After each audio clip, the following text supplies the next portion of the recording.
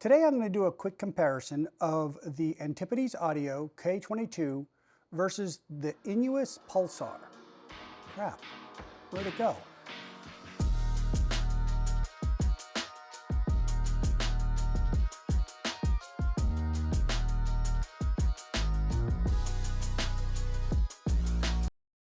So you know I love everything digital. I don't have a vinyl setup. I've got no desire to have a vinyl setup for a couple of reasons. I've got a really good friend who is a recording engineer, and his ear is actually better than mine.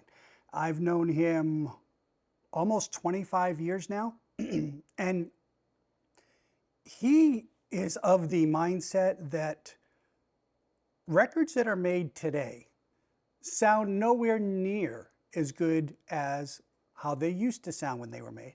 And I'm actually going to be doing several video interviews with him. I'm going to break it up where he will give the reasons why in terms of the equipment that was used, who used the equipment, how the equipment has since been modified, and he's going to compare the modern vinyl sound versus the older vinyl sound. And for that record, he doesn't buy any new records. He thinks most of them are crap, but that's a different subject for a different day. Where I am going with this is that's one of the reasons why I prefer digital. The other reason, ADHD. Guys, I love having a million songs at my fingertip that I can just explore and I can just press play. I don't need to get up. I don't need to worry about moving the needle. I don't need to worry about storing physical media. So there's also that lazy aspect of it. But if you've seen the other videos I've done in terms of comparing digital cables, expensive digital switches, such as my Telegartner M12 Premium, inexpensive switch shootout from switches from $27 to $150 and the difference that they can make, you know I love tweaking digital. So I'm very excited to compare the Antipodes Audio K22 versus the Innuos Pulsar.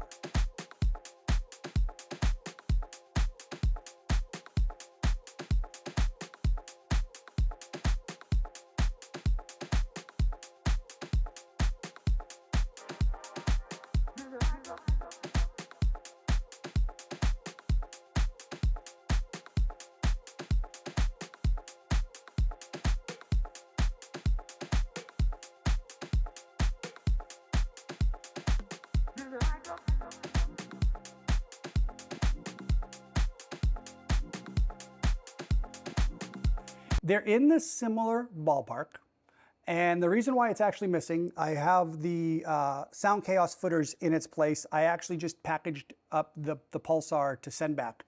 The Antipodes is the winner. The Antipodes is what I'm keeping. But to be fair, a better comparison would be the Antipodes K21, which comes in about 7,000 US, versus the Antipodes Audio K22, which comes in at 9,000 US. The Pulsar has seen a pretty dramatic price increase over the last year and a half. It's now, I think, $8,000.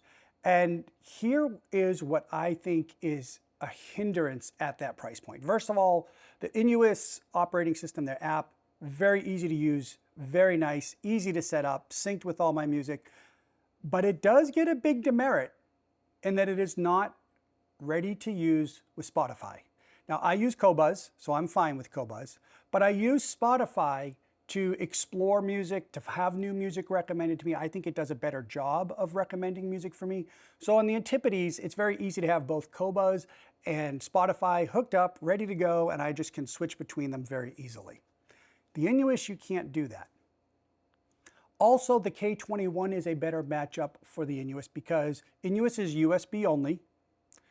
The K21 is USB only. The K22, as you've seen in my previous video, offers a variety of inputs, a variety of outputs, is more advanced in the features and functionality, also has a slot for you can plug in external media, you can put in a hard drive in it. You can't do any of that with the Innuos. In fact, Innuos, I think, just did their 2.62 operating system update. It wasn't until 2.55, so only fairly recently, you couldn't even plug in an external hard drive to the Innuos. So none of this is to knock the Innuos. Guys, it sounded really, really good. And as it burned in over the hours, it had a real nice density to it. It had a nice flow to it. It was very addictive. And I will say at one point, although the Antipodes offered more insight and a little bit better lower bass extension, the Innuos had a better liquid high end and the high frequencies. Guys, you know I'm really sensitive to those high frequencies. Here's where it changed for me. I wanted to set up the Innuos on the top shelf versus the Antipodes on the medium shelf, and I wanted to keep things as even as possible. So, you know I'm really big into vibration control. I tried the WellFloat platforms, tried the Sound Chaos, and I tried the RevoPods. In this instance, there is no one big easy answer for what is the right vibration footer or platform in every instance. In this instance, I got the best sound with the RevoPods. And so I also wanted to keep it consistent, so I put 4 RevoPods under the Antipodes and 4 under the Innuos. And that's where the Antipodes kept losing in my ear. There was a hardness to the high frequencies that I just couldn't get rid of, and I was surprised. Because previously I had the Antipodes under the WellFloat platform, and I hadn't really noticed it. I did notice the RevoPods gave it more detail, but to detriment. But then I remembered something that RevoPods had told me. They said, Michael, sometimes 4 is too much.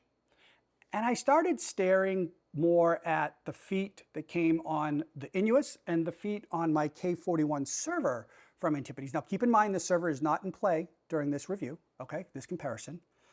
And I said, well, I'm going to try something different. And I took out one of the footers from underneath the K22. I just had 3. And that was I hate to use the word transformational shift, but it was a very noticeable shift. The high frequency suddenly became smoother. I had the insight, I had the bass, but it was just a much more silky top end. So in this instance, the Antipodes with 3 feet beat noticeably and handily the Innuos, in my personal opinion. The Antipodes with 4 RevoPods, although did some things better than the Innuos, I think the Innuos beat it out.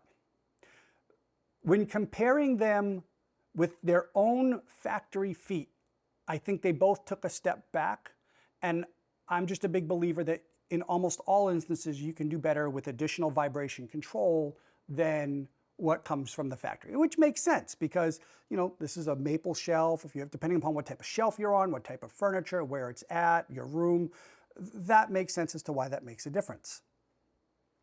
But getting a little bit more into the detail of sound, and I don't want this to be too long of a video.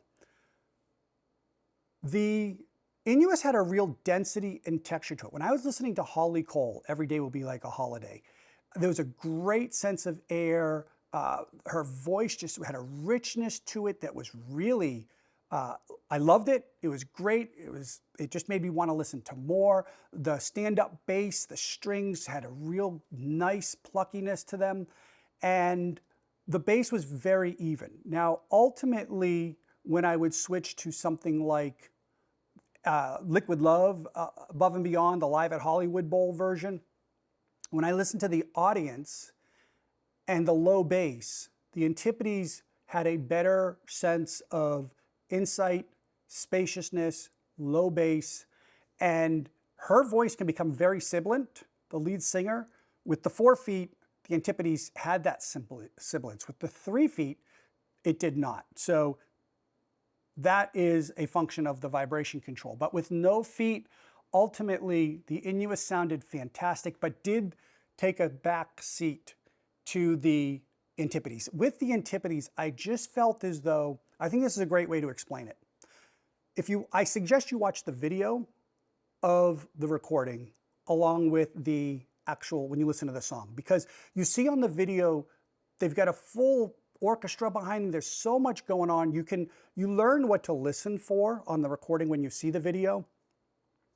To me, when listening to the Antipodes, and this is the best compliment I can give it in a good way. This piece, this musical piece, sounded like more of an event. It sounded more dramatic. It sounded more like it was almost a difference between going between a TV where the saturation was turned down too low to when you get it just right. It's not too much, but it's like, wow, that's a difference. The Innuos, although sounding very good, just couldn't match the Antipodes. Now, I will say this. If you have the Innuos Pulsar, it's a great unit. If you want to stay with the Innuos, it's a great unit. I could own the Innuos and be very happy with it. For me, in my system, if I were to compare feature to feature and the sound that I want, I really like, I would do the K21, the Antipodes K21. That's the sound that I'm looking for.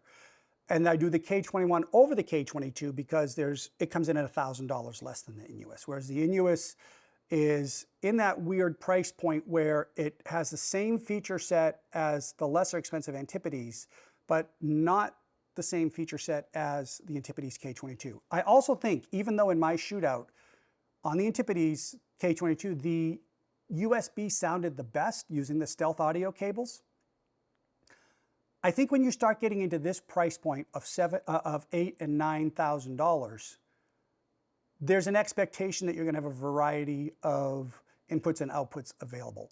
And I think that I would be hard pressed, even though right now USB sounds the best in my setup, I would be hard pressed to only limit myself with that.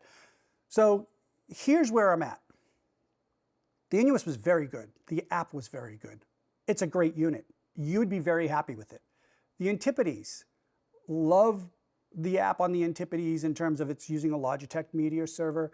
And I believe the back end of the Antipodes, the Innuos uses LMS also. And it's more like a skin, but I could be mistaken on that.